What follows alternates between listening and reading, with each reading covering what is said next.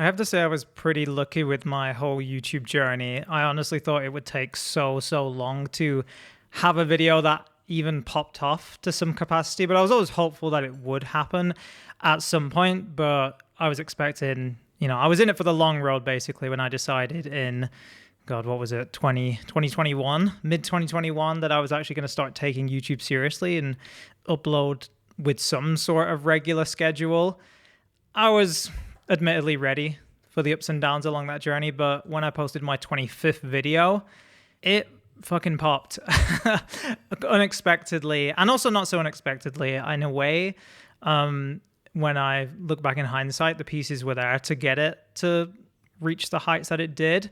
And you would think that I would want to brag about that and be like, yeah, I'm going to teach you how to do the viral stuff. And I'm going to teach you how to make a video just like how I did in a video that made me some okay money, which is never a bad thing. But it is a bad thing because it actually like fucked me up in a lot of ways.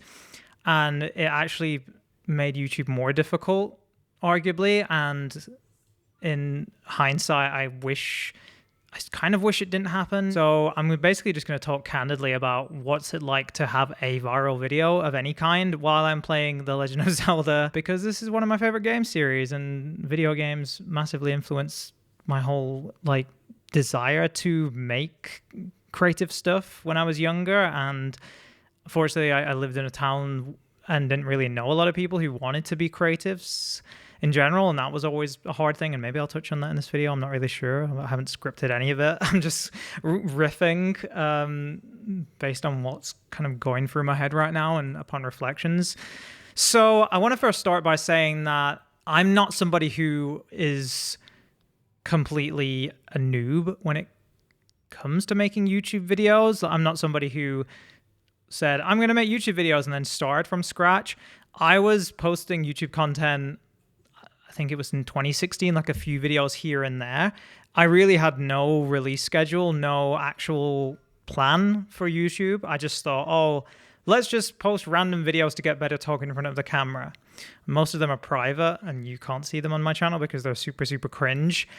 But I was practicing the act of putting out stuff on YouTube in 2016. And also even back as far as, how long ago was it? I'll put it on the screen here. I don't even remember. When I was a kid, I was dabbling in YouTube because that was something that I considered that I wanted to do and wanted to be. But it was only until 2016, 2017 where I actually started putting myself in front of the camera and practicing the skill of talking to a camera and sharing my thoughts candidly, etc. And that was a really good experience. It actually taught me that it got over my initial fear of posting online and being okay with seeing myself on camera and hearing my voice and being okay with what I sound like. Because if you've ever probably videoed yourself and you're not used to how you sound, you'll be like, what the fuck? I sound completely different. And I was also lucky because in secondary school in the UK where I'm from, I had an experience like that where I did a drama class and the teacher recorded it and half the class were like, whoa, I sound so weird. And I also had that, but then eventually I was like, no, that's just how I sound. So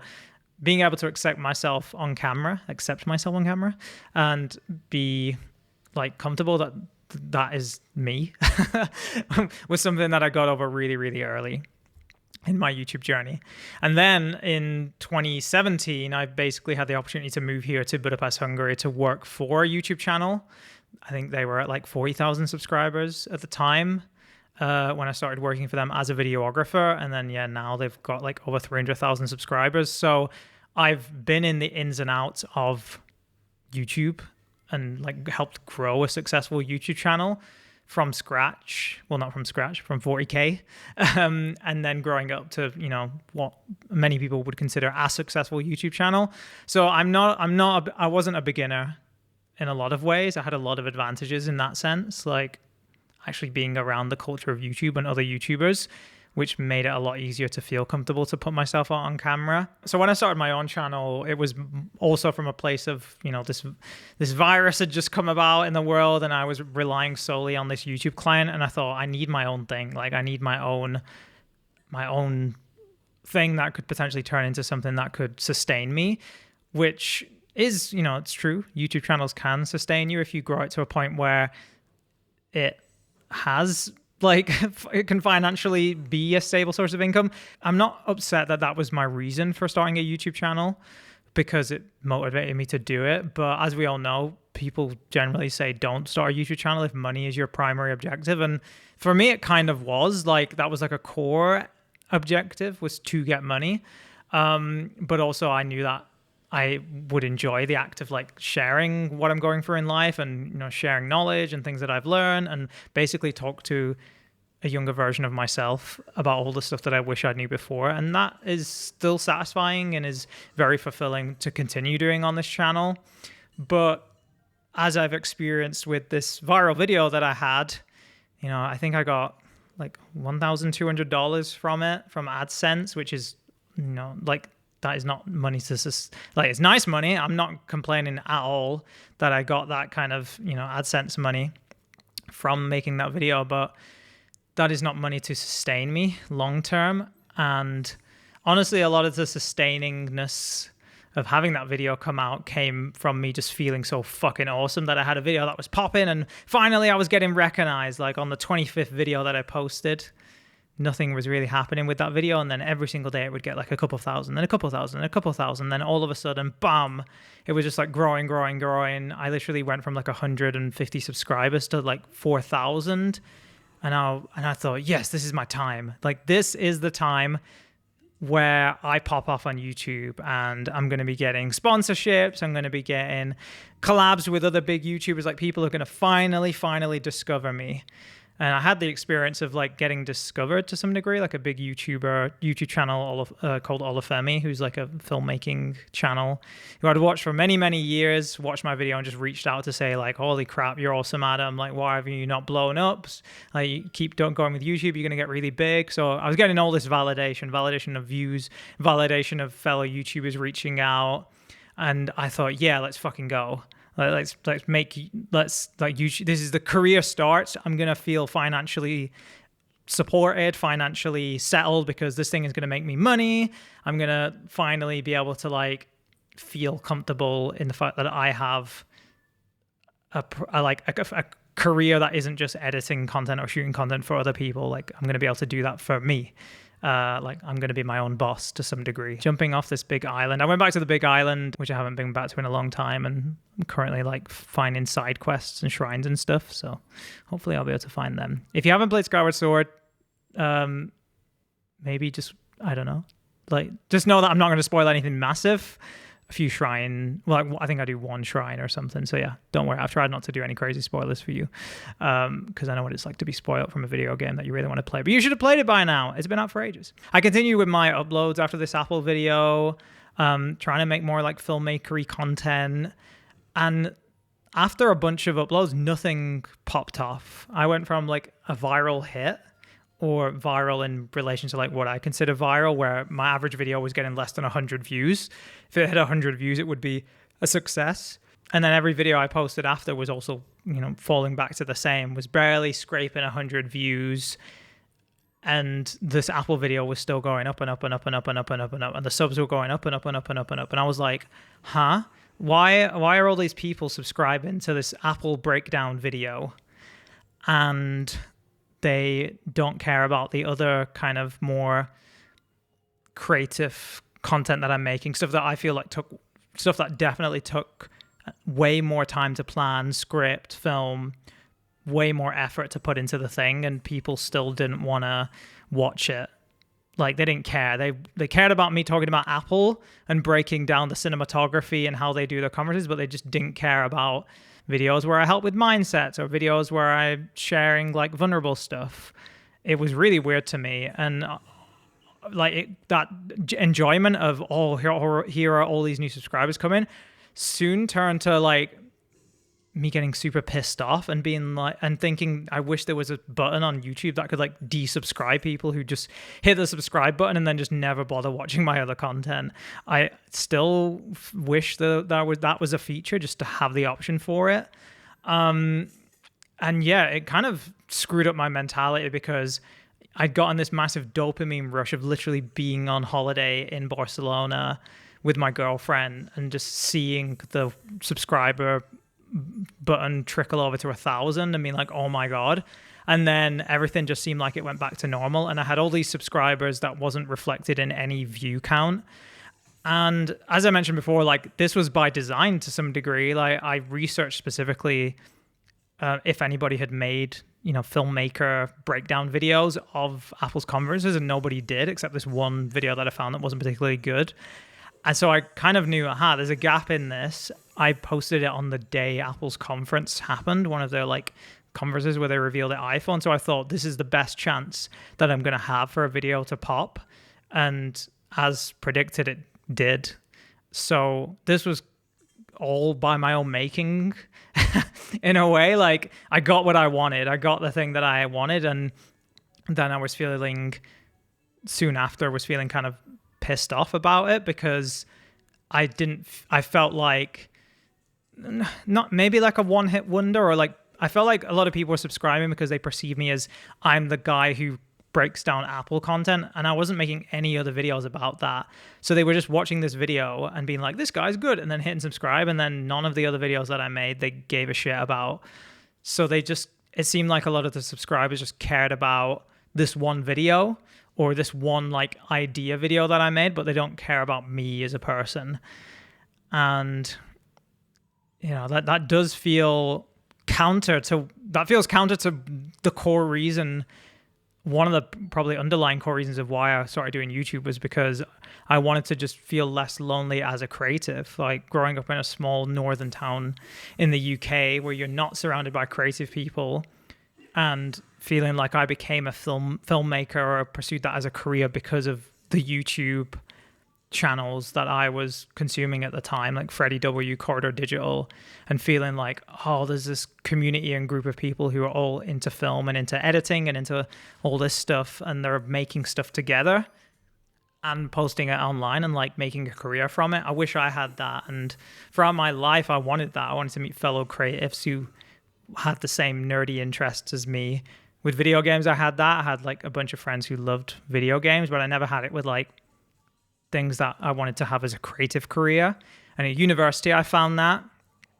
At film school, I found that. And then when I left, it was moving back up north to my parents' house. I didn't really have that anymore, and having to like try and live the freelance life and meet a few people who are also filmmakers. It's still really hard to find people who are really into the nerdy stuff that you are, or like as much as you are, and you come across a lot of people who are just doing it as a job. And I think that's the beauty of YouTube, is that YouTube is so goddamn hard. I have to say that YouTube is probably the hardest thing I've ever done mentally as like a thing that I'm investing into. It's not even like a freelance job. A freelance job, if you're like a filmmaker, you go on a film set and you're around other freelancers and there's like a boss guiding you. Like with YouTube, if you have your own channel, it's all you. Like you are the judge, the something, and the executioner. You are everything. Like you have to motivate yourself. You have to come up with ideas. You have to navigate everything basically solo, unless you're lucky to have like other YouTube friends who can kind of advise you or ahead of you. You have to figure out everything. And that in itself is like a recipe for confusion, turmoil, and ultimately why probably a lot of YouTubers just give up, or people who attempt YouTube, they just like say fuck it. And it's kind of interesting because I guess I wouldn't, if I didn't have a viral video, would I give up? Would I have already given up by now? And that I had a viral video, and I think I kind of wish it didn't happen to some degree, or now I don't want a viral video. And maybe I would kind of caveat this by saying, maybe if you have a viral video that is specifically more aligned to what your channel is about, maybe then it will make you happy, or you will get subscribers who actually are going to be core fans.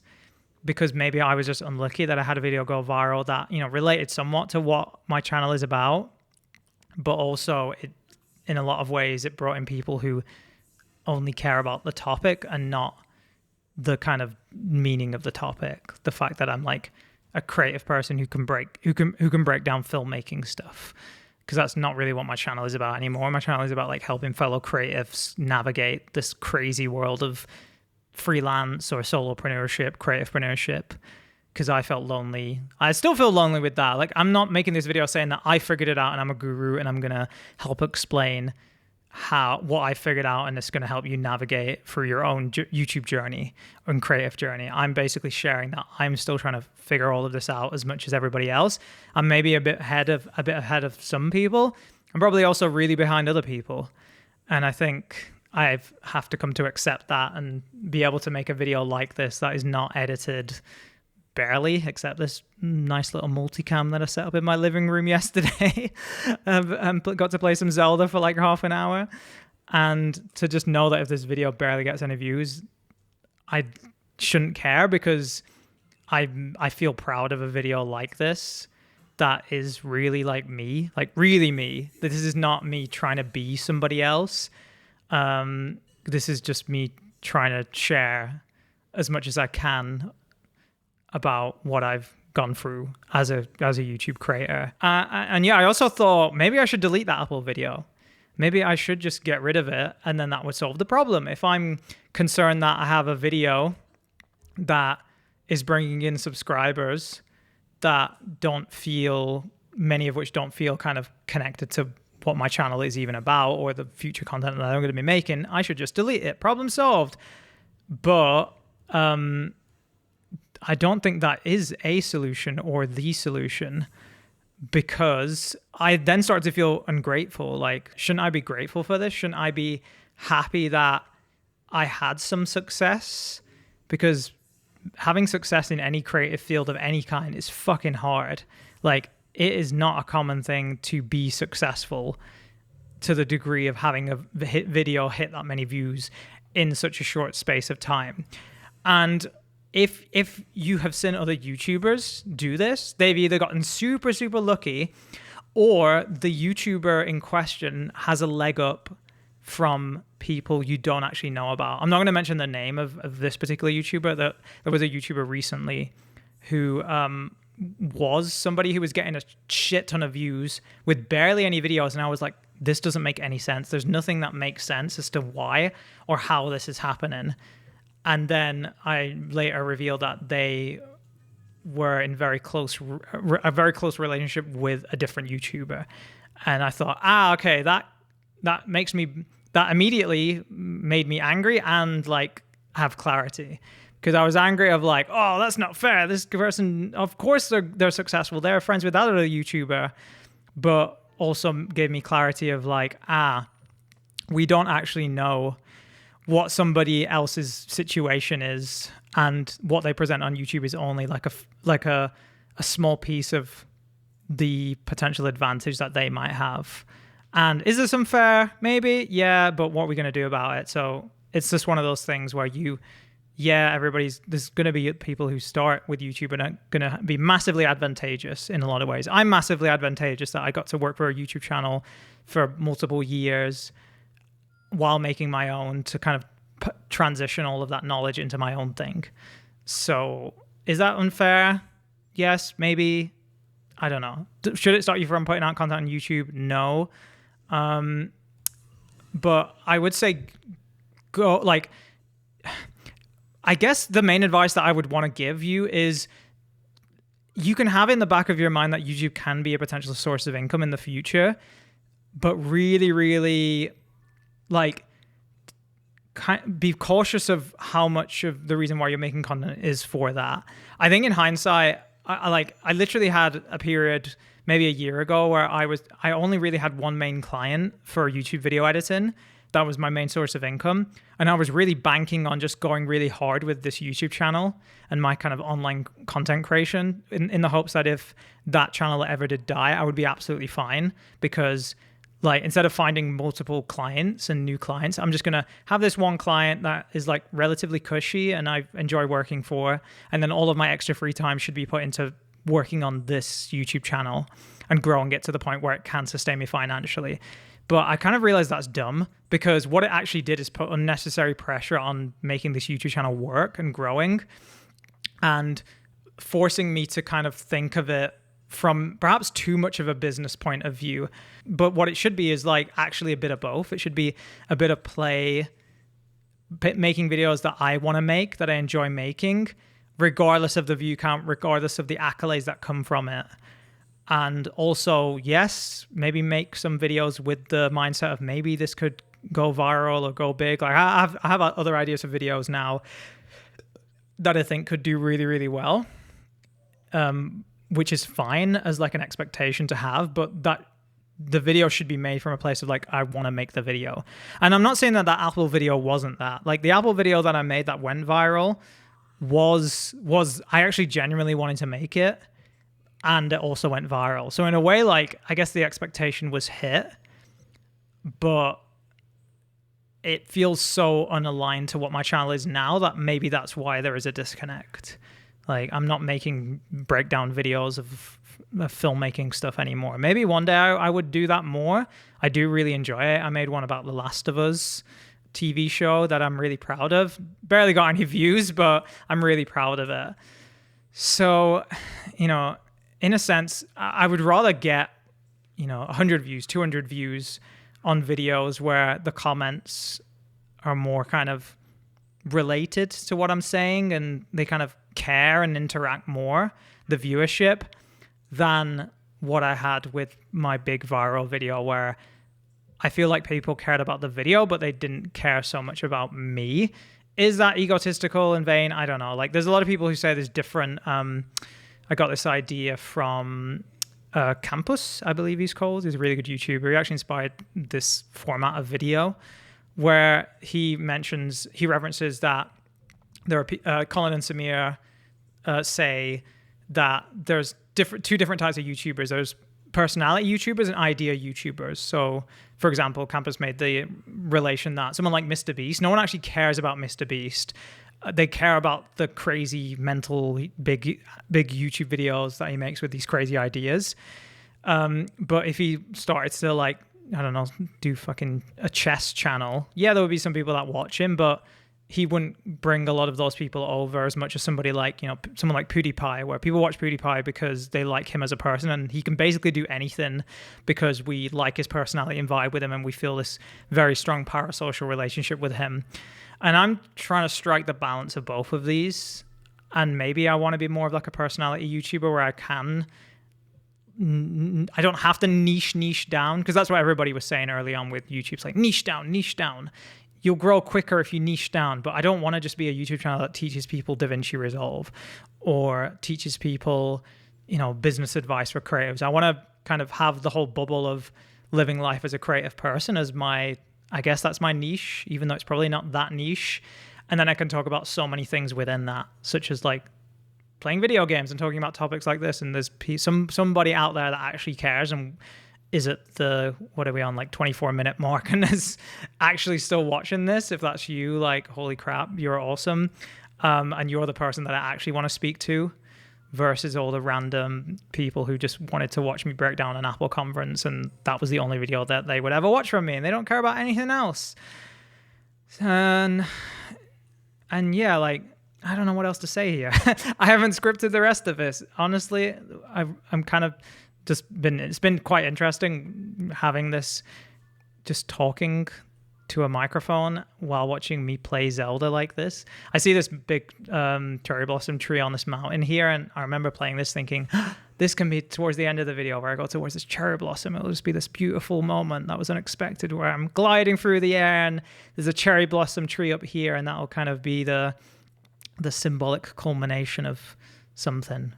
Is there a symbolic culmination of cherry blossom trees that I don't know about? I don't really know that much about plants, fauna, and trees in general. So somebody can write in the comments if there's some symbolic relatability to what I've talked about in this video. I guess climbing up this mountain here, this is what YouTube feels like. YouTube feels like we're climbing up, and then as you get better and better, you get more confident with putting out stuff, and then you find a little kind of flat section here, and then you get distracted because you see Korok balloons in the sky, and then you shoot the Korok balloons, and then you get a nice little reward from it, but you still feel so far away from the top.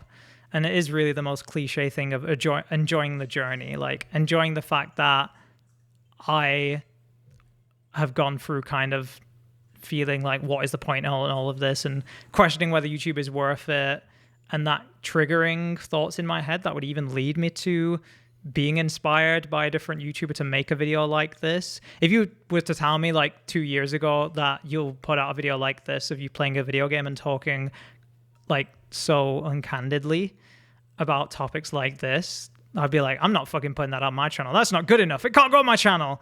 So even the fact that there's that kind of change in my mindset around YouTube, and I'm not as concerned about making it a success, and I just care about like the input goal of putting out videos. And even recently I've scaled back, I'm testing to scale back my YouTube releases to one video every 2 weeks rather than weekly, and focusing on Instagram short form content just to grow that skill set that I feel like I'm lacking a lot. Oh, what a beautiful picture. Take a nice little selfie. Shows that like you can be open to experiment. Like you're not beholden to anybody. If your fans really care about you, then they will just kind of want to watch whatever you have to do and whatever you have to say, and will be accepting of the fact that you have other shit that you want to do in life. You have other dreams and other pursuits and other interests, and it's fine to like share them or change your schedule or change up what you're doing because people want to see how you're growing and sharing. And it might be hard for some people listening to this to kind of accept, like, why would strangers on the internet care about me? Turns out they do. Like doing YouTube for 3 years, honestly, it turns out that random people just connect with you like in a way. Oh shit, I put the fucking fan on the wrong way. Like, yeah, they connect with you in a way that you would never imagine a stranger across the internet would. Maybe because they don't have people in their life that they connect with in the same way. Maybe they just haven't found anybody locally to them that resonates with them in the way that, for some reason, the way you speak and the way your ideas around seeing the world do. And you'll have to accept that at some point. You'll probably accept it when it happens a couple times. It did for me. But it does feel amazing to know that like there are still people lonely out there, like creatively lonely with their ideas and what they want to do in life and who they want to be. And for some reason, your particular way of looking at the world and speaking resonates with them over other people who are technically more popular or even more qualified to some degree. And there's a point where you might just have to accept that and know, if I'm not doing this for myself, like I can do it for other people as well. And maybe it's a combination of both. Like I can make videos that I want to actually make, that I love, and other people will love them the same way or get something out of them. And that is enough of a reason to be less afraid about putting content online and to actually once and for all do it and say, let's go for it.